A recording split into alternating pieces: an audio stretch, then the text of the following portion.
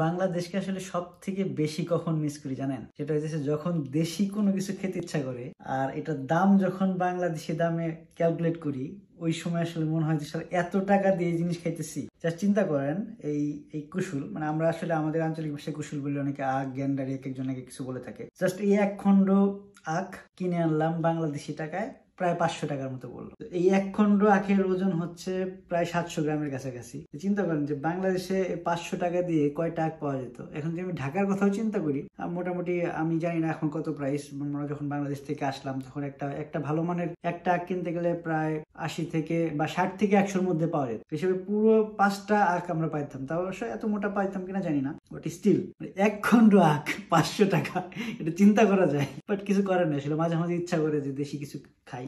এটা তো সচরাচর পাওয়া যায় না, বাংলাদেশের ইন্ডিয়ান দোকানগুলোতে পাওয়া যায় এবং এইসব দোকানে আসলে দাম অনেক বেশি পড়ে যায় যে কোনো একটা কিছু আমরা কিনতে গেলে। কিছু করার নেই আসলে।